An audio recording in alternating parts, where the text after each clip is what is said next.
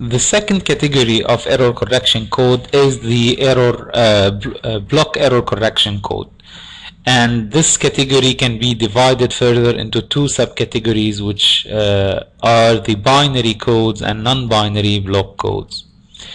So block codes are the most popular type of error correction code, and the name came from the process used in these codes, where the encoder takes a message with finite length, a block of finite length, and then it adds redundancy, and then it sends the code word that's also a block of a longer length, which is the case we have seen before when we have seen the NK representation of a code. We have a message of K bits, we add redundancy, and we have a code word of N bits, which is greater than K. The most widely used type of block code is linear block code. We're going to start with a basic example of block codes, which are the rectangular codes, and also known as product code.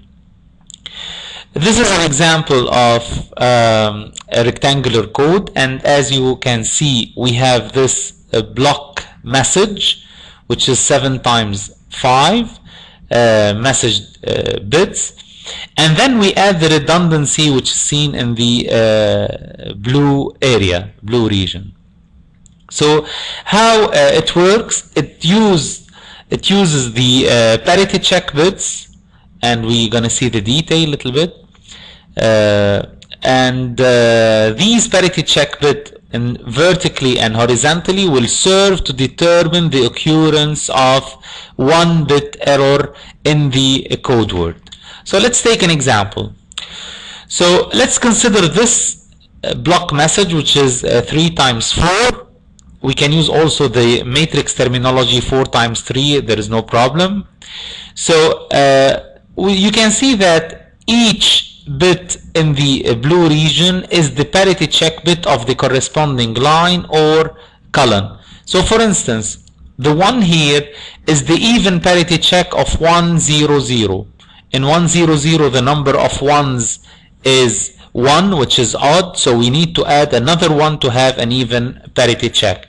So 0 0 0, the parity check bit will be 0, 1 1 0, it will be 0, 1 1 1, it will be 1, and the same for the column, where if I take this column 1 0 1 1, the parity check bit will be 1, and so on. So how many parity digits are used per code word? Of course, in this example, you can count the number of parity bits. So we have 8 in this case. The NK representation of the code word is N represents the number of bits in a code word, and K represents the number of bits in the message. So the message, it is 3 times 4, so 12 bits. The code word, it is 4 times 5, so it is 20 bits. Calculate the code rate and the redundancy rate of this code. The code rate is defined, as we have seen before, as K over N. So in our case, it is 12 over 20. And the redundancy rate, it is N minus K over N. So in this case, it is 8 over 20.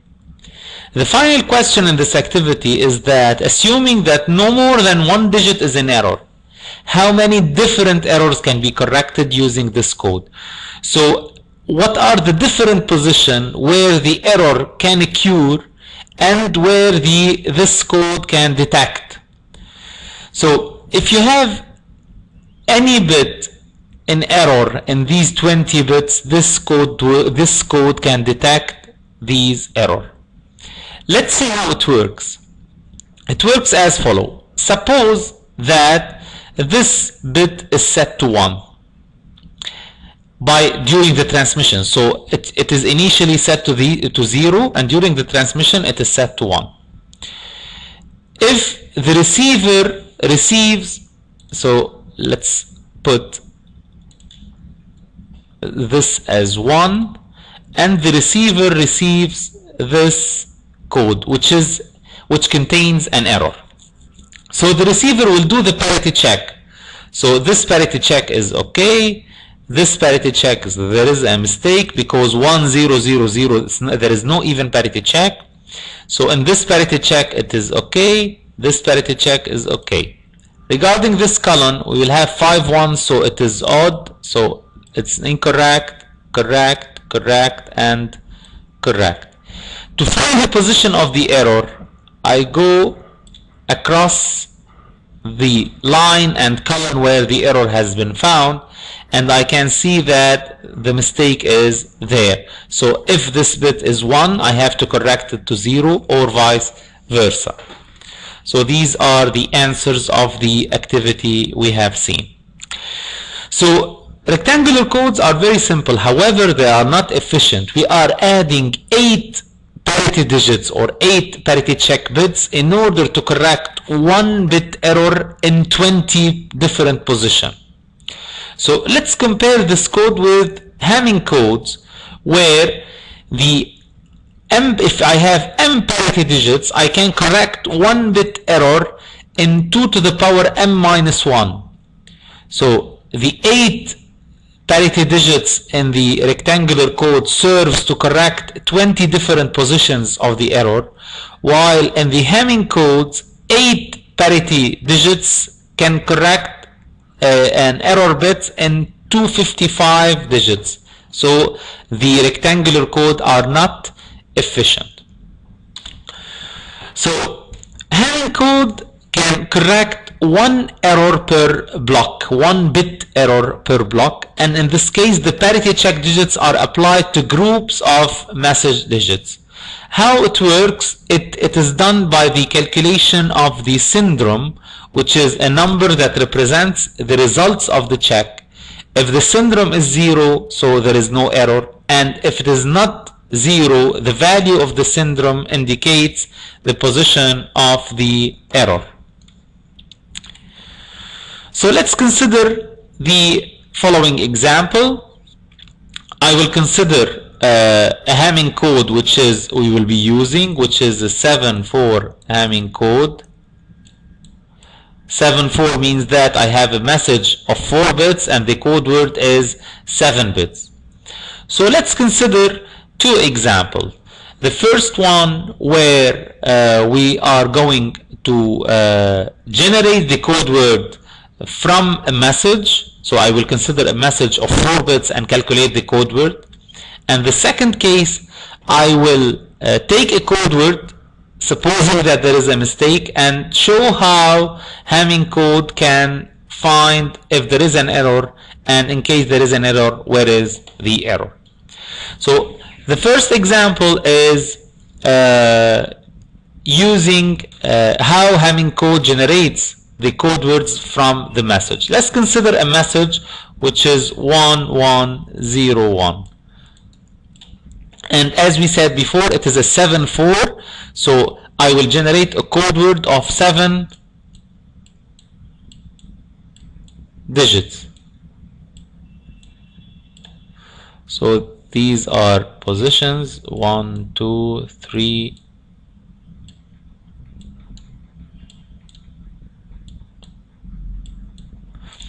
The principle of Hamming code works as follows. First, the parity check in the code word, in our case we have 3 parity check bits, are positions at 2 to the power n, where n is equal 0, 1, 2, etc.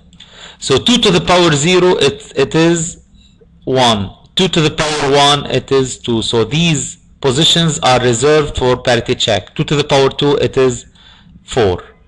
So these positions are for parity check bits.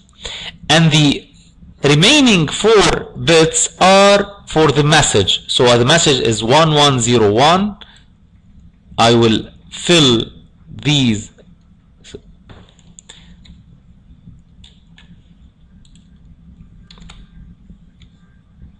So I will correct, it is 1,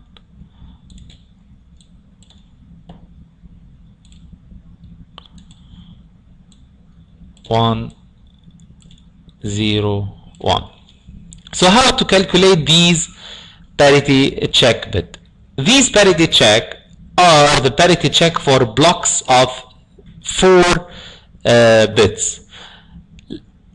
These parity check are calculated based on a certain combination. So I have the 1, the position 1, and the position 4, and the position 2, and the position 4. The combination of parity check bit is done as follows. I will give a hint, which is when I want for 1, I take one position and I omit another position. So the combination will be 1, I will leave the position 2, and then I will take 3. I will leave the position 4 and I will take 5. I will leave the position 6 and take 7. So the first combination will be 1, 3, 5, 7. When I consider the position 2, I will take 2 positions and leave 2 positions. So I will take 2, 3 and leave 4, 5. Then I will take 6, 7. And last case, I will take 4 consecutive positions. So it will be 4, 5, 6, and 7. So let's use this combination to calculate the unknowns, which are the position 1, 2, and 4. So the 1 is unknown. I don't know what's the value. The bit 3 is 1. The bit 5 is 1. And the bit 7 is 1. So what will be the parity check? Of course, the answer is 1. So I can say that this bit is 1. 2, 3, 6, 7. The 2 is unknown. 3 is 1. 6, 7, 0, 1. So the parity check is, of course, it is an even parity check. So it is 0. 4, 5, 6, 7 against the 4 is unknown. 5, 6, 7, 1. The positions 5, 6, 7 have the value 1, 0, 1, and again the parity check is 0. So the code word will be 1, 0, 1, 0, 1, 0, 1. So I can say that 1, 1, 0, 1, the message will be converted through the Hamming code in 1, 0, 1, 0, 1, 0, 1.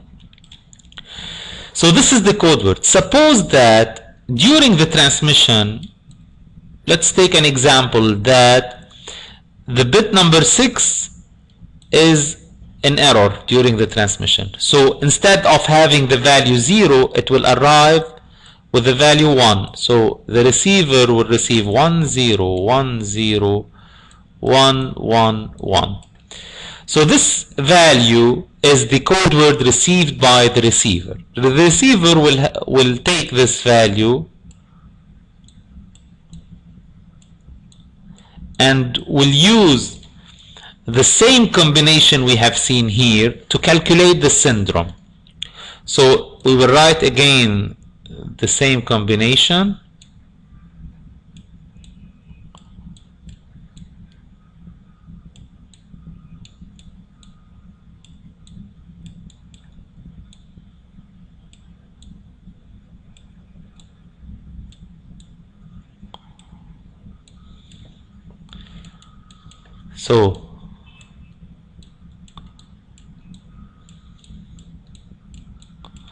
So the first one is 1, number 3 is 1, number 5 is 1, and number 7 is 1. 2, 3, 6, 7, so it is 0, 1, 1, 1, and 4, 5, 6, 7, it is 0, 1, 1, 1. So the syndrome is the parity check of these three. So for instance, the parity check for 111111 is 0. The parity check for 0111 is 1, and for 0111 is 1.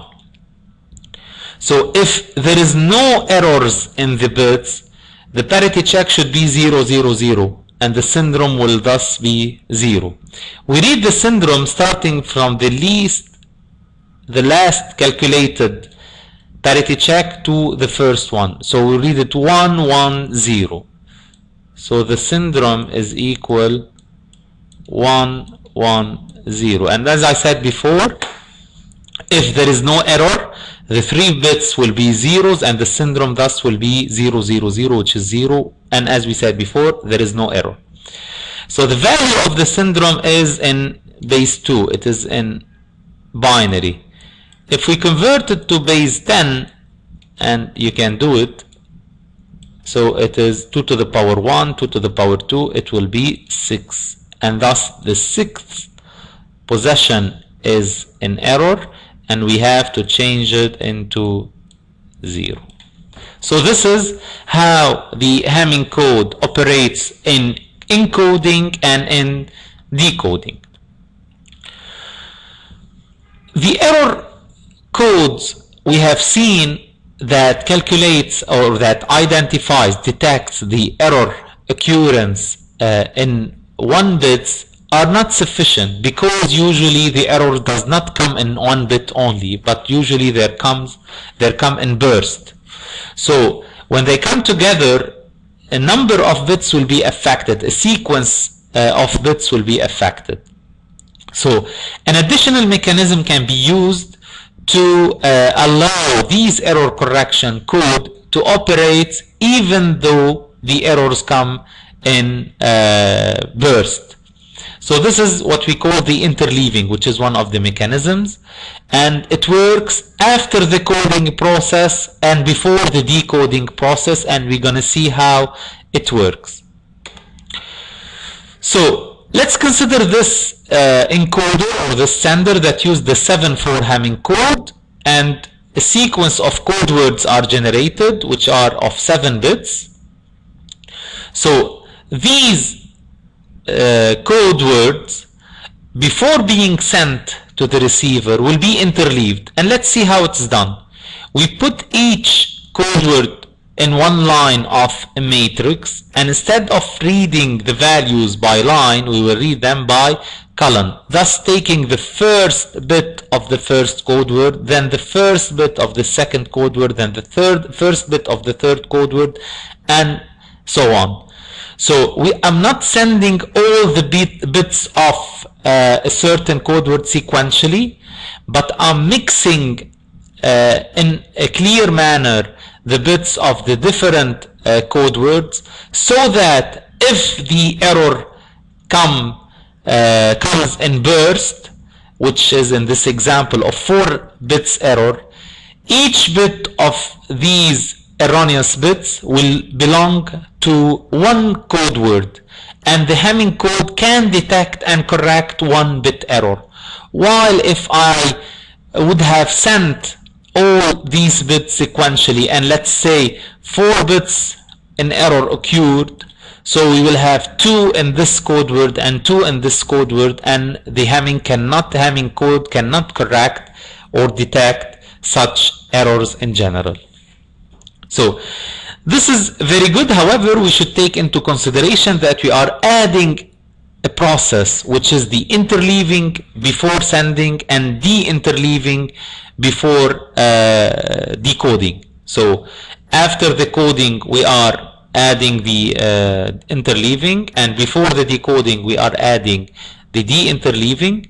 This requires the processing of the block of code words that are interleaved and the same block to be de-interleaved. So if I consider an NK code words and I'm mixing P consecutive code words, so I will have a matrix, an interleaving matrix of P times N.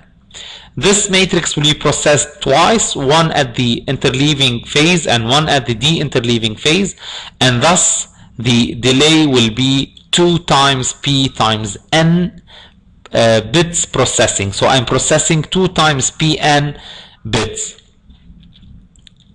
So, and this is the cost of the interleaving and the interleaving.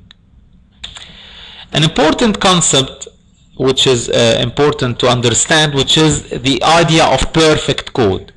A perfect code, all the information coming from the syndrome does something useful, and we have three main examples of perfect code. One is the Hamming code, where we have seen that all the bits of the syndrome are used to detect the position of the error. The repetition codes are also useful, since all the redundancy bits are used to serve the error detection and correction. And the Golay code. Another characteristic of the codes is the Parity Check matrix. The Parity Check matrices play an important role in coding theory. It identifies the combination of bits that are used or grouped together in the calculation of the Parity Check bits. So let's consider a basic example, which is in our case the Hamming code 7.4. And these are the three combinations, which are 1357, 2367, and 4567. The Parity Check matrix is done by putting for each combination 1 in the concerned bit and 0 for the bits that are not concerned in this combination. So I will have this matrix. The arrows are replaced by 1 and the empty places are replaced by 0, and this will lead us to this Parity Check matrix that represents the 7.4 Hamming code.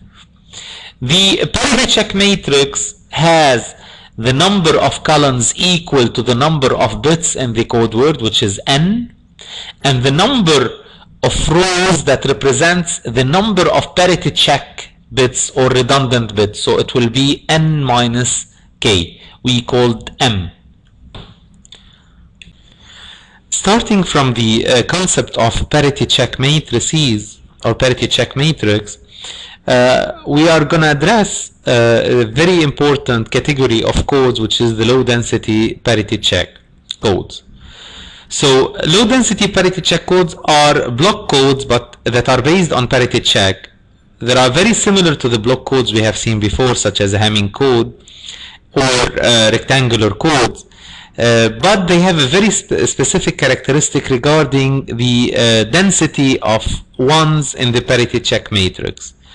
So the low density Parity Check codes have large block sizes and many Parity Check. However, each Parity Check only involves a small number of bits.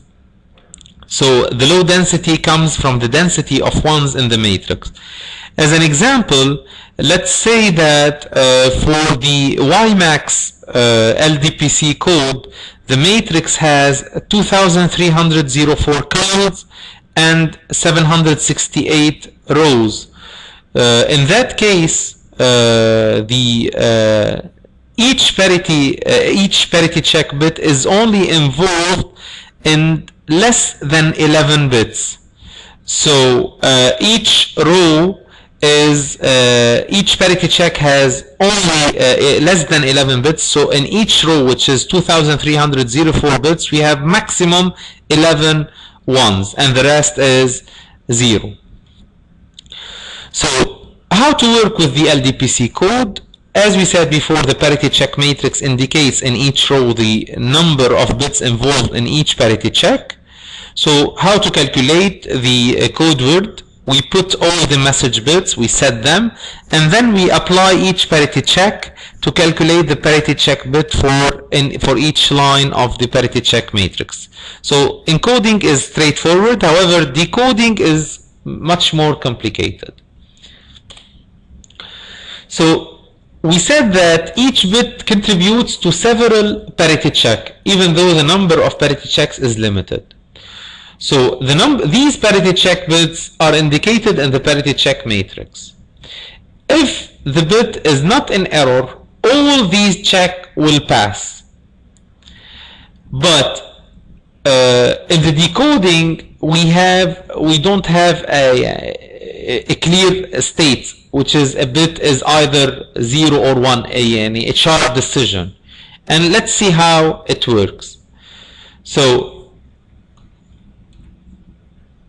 we should define an error threshold. So the example we have seen that 1 bit is involved in 4 parity check.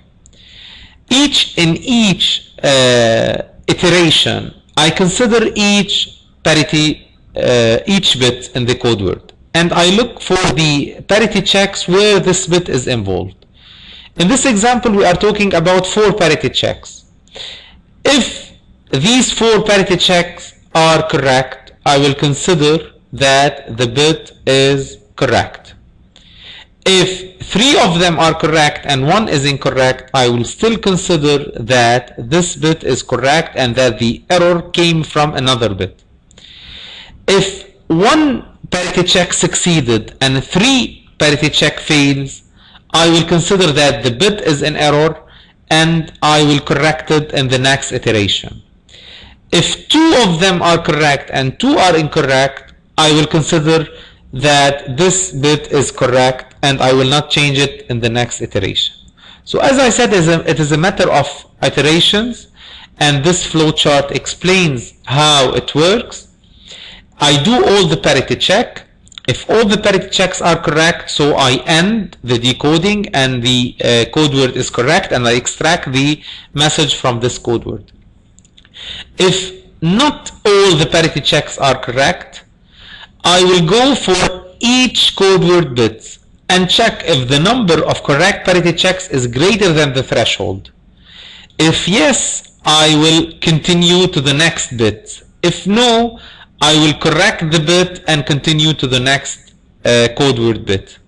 When I finish all the bits in one iteration, I will recalculate the parity check and repeat the procedure until reaching the end of the algorithm. However, not all the iterations will go to this state, and this is the case where if the data starts with too many errors, so lots of the decisions will be wrong, and in that case we will have no convergence. The number of errors will increase in each iteration instead of decreasing. So in that case there will be no convergence, and the best solution is to ask to resend the data again.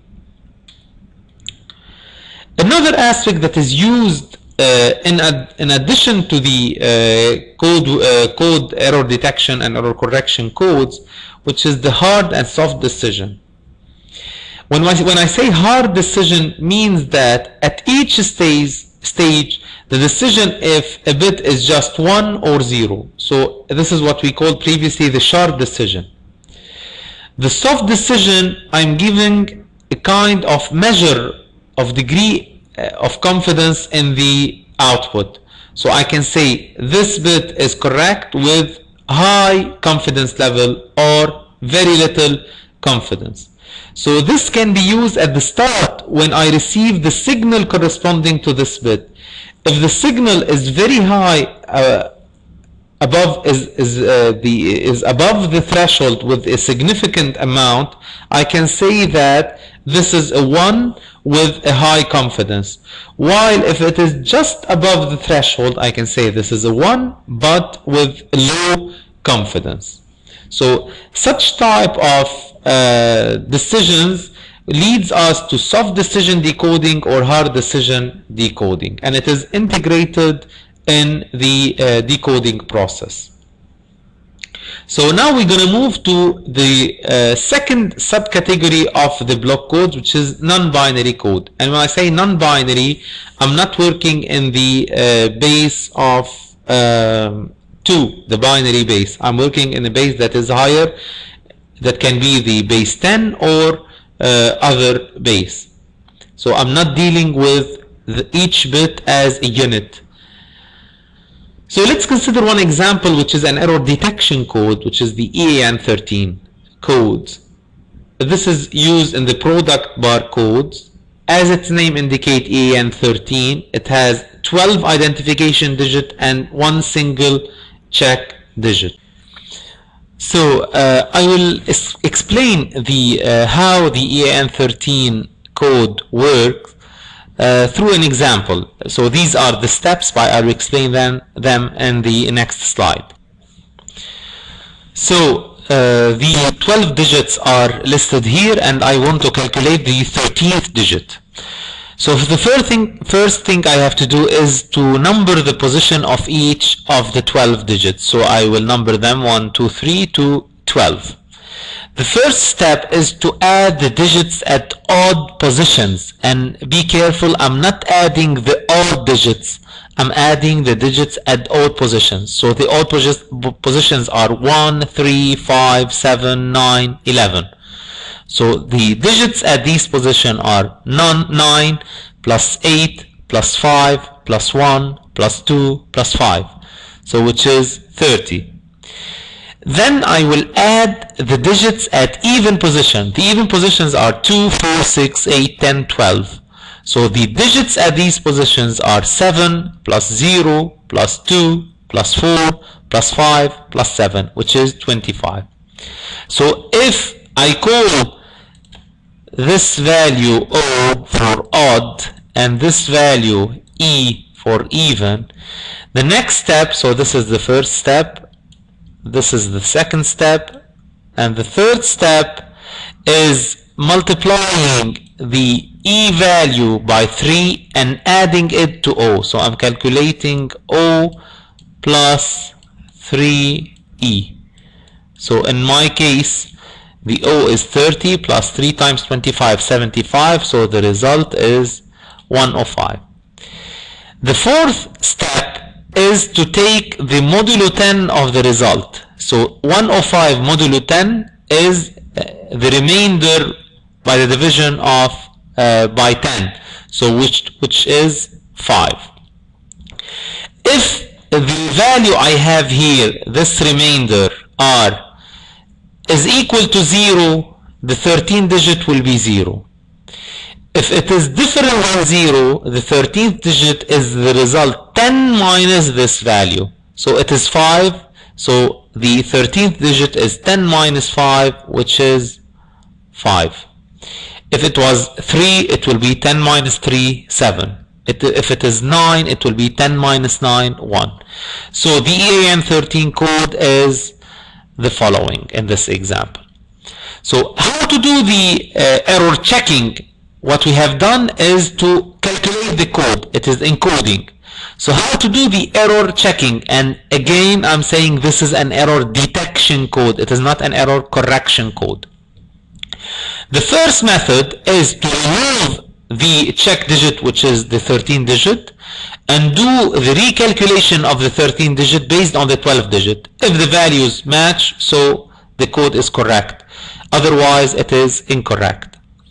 The second method is to do the same calculation we have done before, but instead of doing it on 12 digits, we do it on 13 digits. If the result is 0, the code is correct, otherwise it is incorrect. Another category of non-binary code is the Reed-Solomon code, and we have seen this in the part 2 of the block when we talked about the DVD and that Reed-Solomon codes are used for error correction. So instead of working on the base 2, which is in the binary case, or 10 in the non-binary code, the EAN-13, here we are working on the base 256. So 256 means that the values range from 0 to 255, which are represented on 8 bits. So each symbol is represented on 8 bits. So when I say that we have a Reed-Solomon code of NK, with NK notation, means that we have N blocks as the code word and K blocks as the message. And the parity digits, which are symbols, are N minus K. So it's important to note that the Reed-Solomon codes can be shortened, and we can have shorter Reed-Solomon codes. However, this is out of the scope of this lecture. There are 2 steps to correct error in Reed-Solomon codes. First, to identify where is the error, or in other words, which of the digits have errors. and second, once these digits are identified, to correct these digits. So all the parity or redundant bits, blocks of bits or symbols, will serve for these two purposes. First, to identify the position, and second, to correct the digits. So the first set will identify where the errors are, and the second set is how to correct them. So we have two types of errors in the Reed-Solomon codes. The errors where the position of the symbols in error are known in advance, and we call this erasure, and the symbols that have error but the location is not known in advance. And when we say known in advance, this is a pre-step where the let's say the value of the signal can serve to detect if there is an error or not, let's say. So if I am capable of knowing that a symbol is already in error, so I call this symbol as an erasure. And if I'm not sure where the error is, I call the symbol symbol error.